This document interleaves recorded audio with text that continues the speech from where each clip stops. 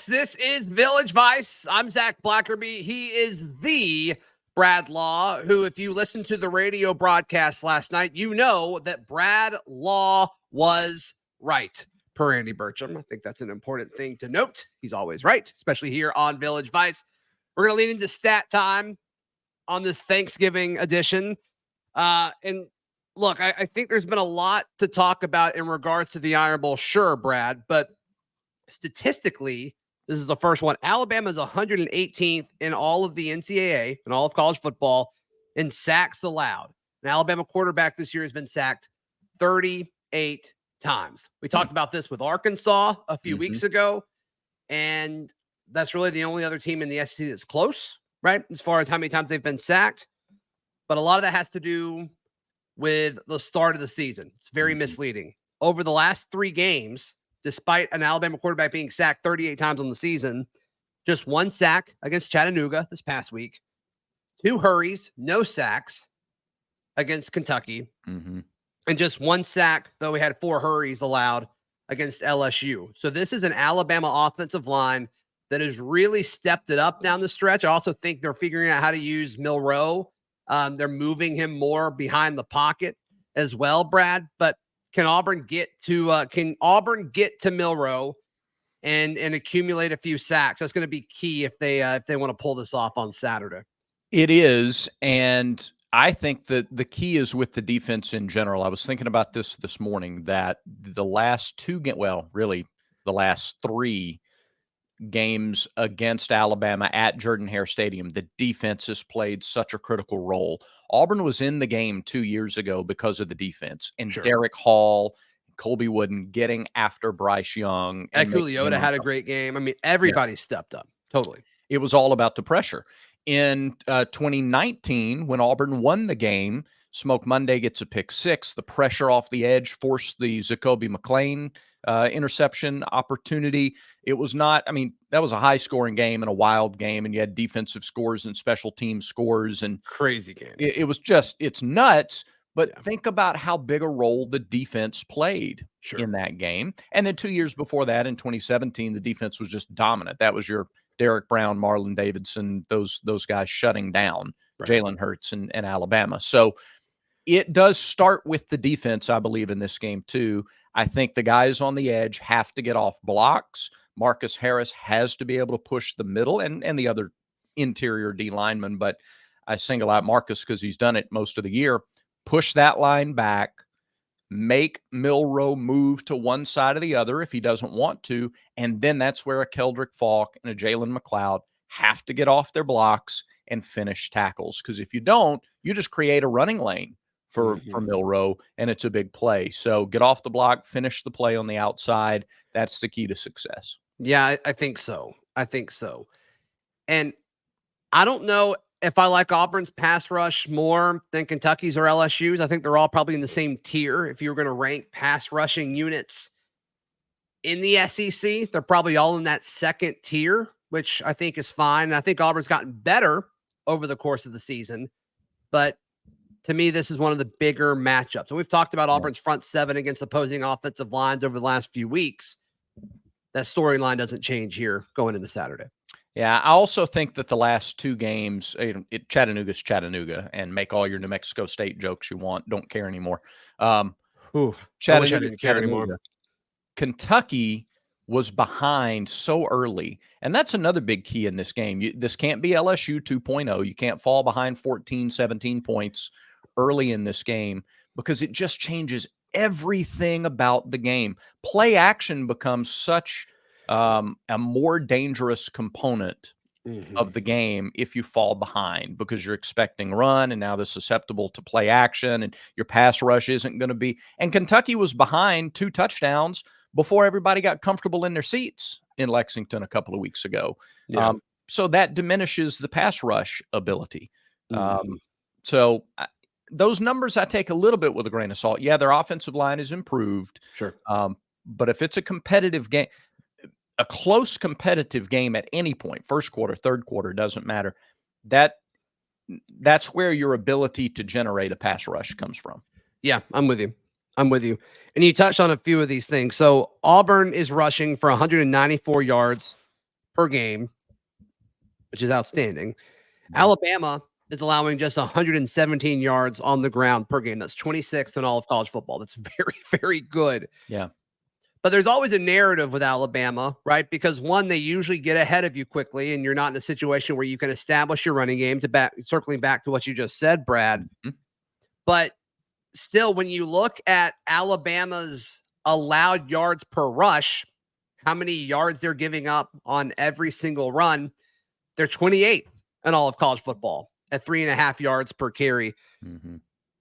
For, I guess, full perspective here, Auburn is rushing for 4.9 yards per carry. So that's a metric I'm going to be looking at. That's a stat I'm going to be looking at on Saturday. And I think we'll be able to know just from an eye test, like either Auburn can run the ball early on Alabama or they're not going to be able to. And if they're not able to, Brad, I think you may see a few quick 3-and-outs. Mm-hmm. And if the defense doesn't hold Milroe in this Alabama offense quickly, it could get ugly quickly if Auburn can't run the football. I'm very interested to see how many of these plays are RPOs and how many might be straight runs, because you've got to think Alabama will use a similar strategy to New Mexico State and other teams that have been able to contain Jarquez earlier in the year, and that is just pinch the middle, just crash the middle, and force Peyton Thorne to keep it based on a read, based on the option to pull it. Peyton's capable as a runner, but he's a quarterback who can run. He's not Jarquez Hunter. Right. Auburn's path to success is Jarquez, I think, getting 20 to 25 carries in this game. And if that means, my opinion, all right, not in the meetings, not a coach, just an opinion, I think it's designed run plays rather than options, and Jarquez getting 20-plus carries in this game. Yeah. So I think Auburn needs to go on a little bit of a vacation in this game, Brad. Okay. And so we'll touch on the final point of stat time in just a moment. This is Village Vice. So look, you want to get on the action. And mybookie.ag is the best way that you can get in on the action. 14.5 right now is the line as we sit here and record this on Thanksgiving Eve, Brad Law. mybookie.ag, when you make that first deposit, use promo code next round, and just extra money is going to pop up into your account for you to play with. If you feel good about Auburn money line, I'm not advising that at all. Auburn covering the 14.5 point spread. I'm going to be real. I don't know if I'm feeling good about that at all either, but maybe Brad can talk you into it as this show goes on. We'll see. But head over to mybookie.ag. Use promo code next round. You will not forget it. Brad, Auburn's got to go to a place called Pick City if they're going to win this game on Saturday. Alabama doesn't turn the ball over very often. They've turned it over 10 times all season. Mm-hmm. They've had 4 fumbles, 6 interceptions. And that's gotten better over the course of the season, much like everything else with their offense. It's just gotten better over the course of the season. Auburn ties for the lead in the SEC with 17 total forced turnovers. To me, Auburn's defense has to do everything, I think, on Saturday to help out their offense. That comes with rushing the passer, but it also comes with getting the football and creating solid field position. So I guess the last part of stat time is Alabama's turned it over just 10 times this season. Auburn leads the SEC with 17 takeaways. Something's got to give here, and Auburn needs to make sure it's not them. Yeah, you're absolutely right. I'm looking at these receiving numbers for Alabama, and the number of attempts. They haven't had 20 as a team, 20 receptions. They did it one time. They did it against Texas A&M. They had 21 receptions, 321 yards. The key, I think, is forcing Jalen Milroe to throw. Mm-hmm. And it goes back to the sacks. It goes back to the pressure. It goes back to limiting Jace McClellan and the run game if they're able to do that. You force him to throw the ball 30 times. And if you force him into throwing, I really like the Auburn secondary, and with good reason. Yeah. I like the experience. I like the talent. I like the one-on-one matchups that DJ James and Nehemiah Pritchett can get. I love Keontae Scott in, whether it's run support or pass coverage. There's so much about the secondary that I like at home in this matchup that if you're making him throw 30 times, I think it goes Auburn's way. That's at least how you cover, and I think it's how you win the game. Yeah, we've talked about this before. The matchup I like most in Auburn's favor is Auburn's DBs versus Alabama's wide receivers, but they can only cover for so long. I don't care if you're Darrelle Revis in his prime. You can only cover for so long. That's common sense football. So can these guys do that? And they don't have to get a sack. They could just make Milroe's clock go a little bit quicker where he feels like he has to get the ball out. Yeah. And then, all of a sudden, can a DJ James win a one-on-one matchup on the outside? Can Keontae Scott somehow, be lurking somewhere where Milroe doesn't see him if they're running a zone or something like that? So to me, that's going to be a big, big part of it. Yeah. And also just talking to some of my friends in the media that cover Alabama, just getting their thoughts on this. An aspect of Milroe's passing attack that hasn't really come to fruition is the intermediate passing game. And to be fair, I think that's where Auburn's kind of been the worst at, because I don't love their linebackers in coverage. I don't like most linebackers in coverage, even at the NFL levels. I mean, that's nothing against Auburn's linebackers. It's just, that's a tough skill set for you to have to do. So I feel good about that. Because there's going to be a lot of plays with like Larry Nixon. I love Larry Nixon in the run game. I don't love him in pass coverage. And I could just see a Nick Saban game plan to be like, pick on Auburn's linebackers. I don't think Alabama's got the quarterback to be able to do that, which I think is huge, because then it forces things outside a little bit, which I think in this instance could benefit Auburn. Yeah, no, absolutely agree. You have to take advantage too of the crowd and the momentum. Alabama's road games this year have come at South Florida, College Station. Well. Okay. What's that? Yeah. That didn't go well. Yeah. Nope. Sure didn't. Now, Jalen Milroe didn't play in that game, so he didn't have that experience in the hostile environment. Yeah, they're a totally different team now. Right. Starkville, Mississippi. Mm-hmm. College Station, as I said, and Lexington, Kentucky. Right. This is different. Sure. This will be different. And there's a little bit of a challenge issued to the fans. Not that I think they need it, because I think this place will be up for grabs Saturday anyway. But at this point, it is time to let New Mexico State go and understand that as well as Alabama has played over the last month or so, and they are legitimately a top 10 team in the country. I get it, not taking that away. But that place across the road is legitimately one of the toughest places to play in the country. And they have not been in this environment this year. Just haven't. Yeah, all of these Auburn fans that are talking about, I'm just kind of whatever about this team now because they lost to New Mexico State. That's fine. You can feel however you want to feel. But if you're in Jordan-Hare Stadium on Saturday, which I don't know why you would go to this game and pay that price for a ticket if you're just kind of lukewarm about this team at this point. Yeah. But whatever. But if you've got your butt in a seat on Saturday and you're not fired up after, I'm sure they've got some cool stuff. You probably have more knowledge on it than I do, Brad, but I'm sure they're going to do some cool stuff for the 10-year anniversary of the Kick Six. Everybody's going to be fired up. Yeah. Everybody's going to be fired up. It's going to be an extremely emotional time at kickoff because everybody's going to be so eager and ready for this game to start once 2:30 rolls around on Saturday. There's not going to be anything lukewarm about Auburn football in Jordan-Hare Stadium when all that starts to happen. So I don't think that's going to be a narrative anymore come Saturday. No, I don't think so either. There's a reason one of the Alabama players said earlier this week that Auburn in this game, in this stadium, it makes the players play like superheroes. A lot of that is because of the environment. And, there's a generation of fans, Zach, who only know this as a home-and-home campus series, and I understand that. But there's still a very large segment of the population who remembers that this was not always on campus. It is still exceptionally special that the game is on campus. And I hope they're able to pass that down to children and grandchildren and understand that that's such a crazy concept for me to grasp. Right. I mean, that is wild to me. Listen, in my teen years, we still played this game at Legion Field a couple of times. Like 91 was there. 96 was a game that wasn't played on campus. 98 was not on campus. Those were Legion Field games. The Auburn games were home games, but the Alabama games weren't home every year until 2000. That's crazy. But having the game in Auburn matters. It still matters. And I think that comes through. There's still that element of, you could call it magic, call it special, call it whatever you want it, whatever label you want to use.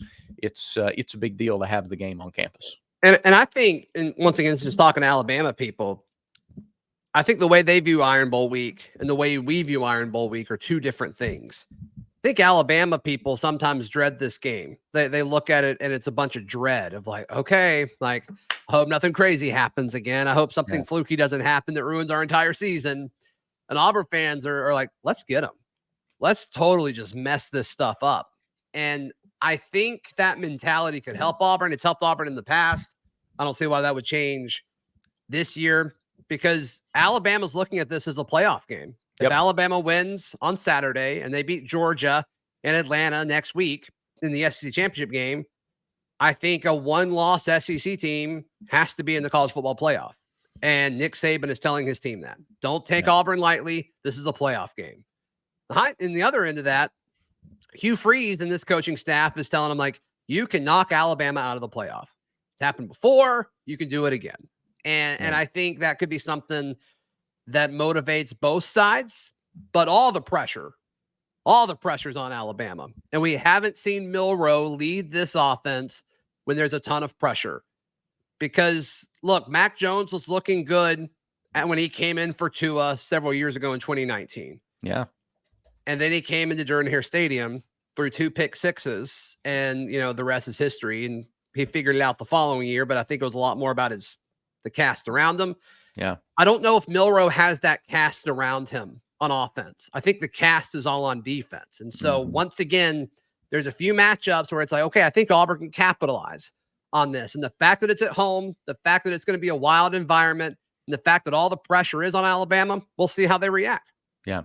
I'm impressed with Jalen Milroe's poise. I'm impressed with his maturity. He does not I mean, a redshirt sophomore nowadays in college is like an old school senior, virtually. You've been in the college game for 3 years. So I am impressed with that.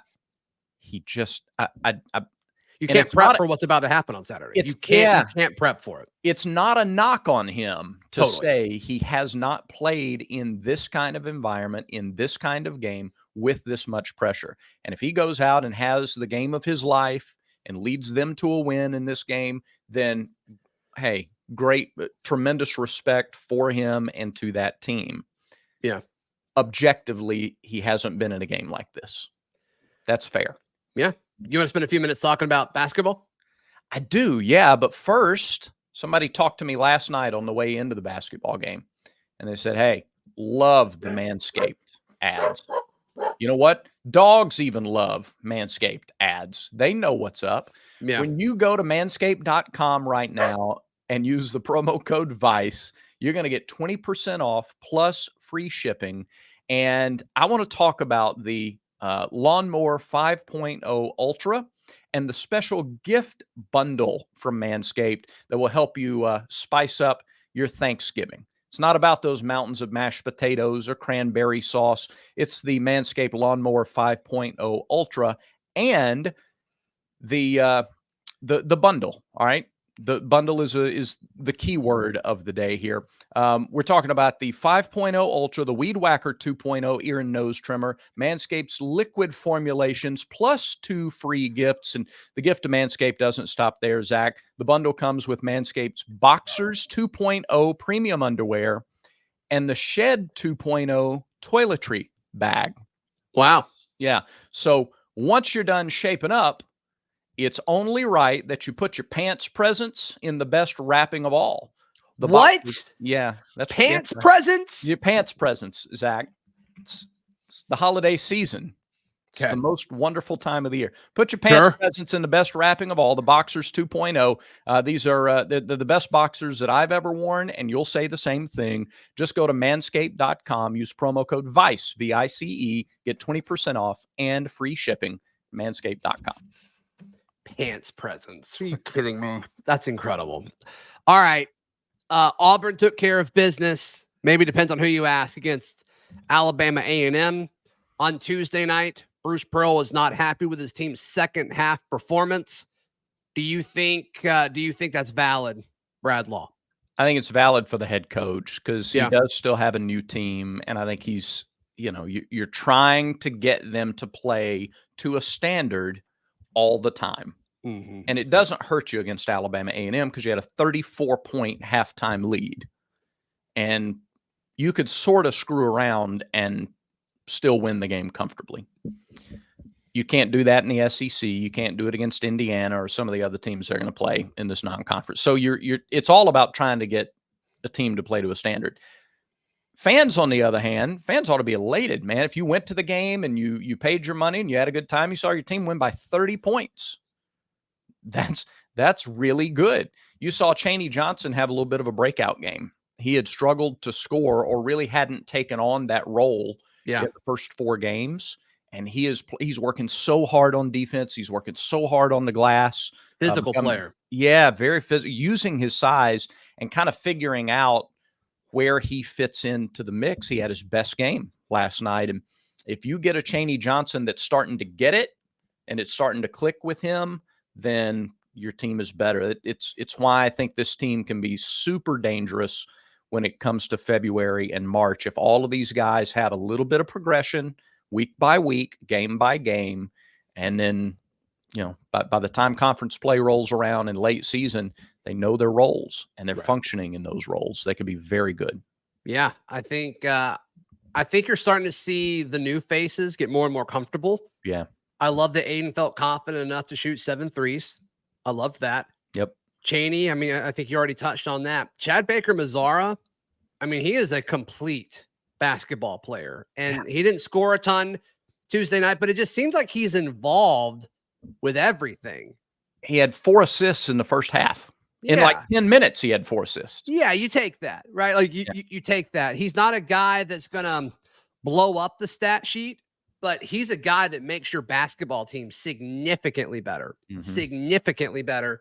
And just seeing him get more and more comfortable, I love that. I absolutely love that. So when this team can legitimately go 10 deep and all those, you're not just filling minutes. You're productive on the Dylan Cardwell had 9 rebounds. He's had 1 double-digit rebound game in his career. He was 1 shy of a second last night, and about half of them are offensive rebounds. You create second shot opportunities. So yeah, I mean, there were stretches of the game where Auburn just bullied Alabama A&M, and they should. Like, that should happen. Alabama A&M is going to be one of the worst basketball teams in Division I. Like, it is what it is. Similar to them playing Notre Dame a few nights ago. Yeah. It's like that's a game that they should win handedly. Right. Can I say this though too? If I don't like the mindset, well, it was just Alabama, and this is not at you. This is at anybody who's like not enjoying the win last night.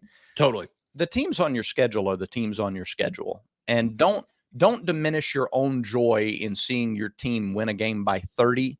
Well said. Because of the opponent. Don't diminish the work that those guys put in film and in practice, in preparation, and in the effort that they put on display on the floor to win the game by 30. Fine, they should have won by 32, and they won by 30. Whatever. You're a fan. You watched, you listened, you went to the game. Your team won by 30. War Eagle. Yeah. Now, if you bet for Auburn to cover, I get being upset. That'd be frustrating. Sure. You know, it is what it is. But yeah, separate that in your mind, like compartmentalize that and understand the difference between the two. Right. So, Brad, we won't talk again till after Thanksgiving. I'm thankful for you. I'm thankful for this show. I'm thankful for our friends at the Next Round and Disrupt Media for giving us an opportunity to do this. And we're both very thankful for you. Our listeners, our everyday vicers, thank you so much for everything. Yeah, I can't add anything to that. That's said perfectly. Well done, Zach. Dressing or stuffing? Dressing, for sure. Heavily saged or not much sage? However my mom cooks it. I don't know. I'll ask her tomorrow. Okay. Loose or stiff? Stiff. Yeah. I need cornbread dressing. I need to be able to cut it with a fork and then it stay together when I go into it with the fork. Yeah, for sure. That's the MVP. Sure.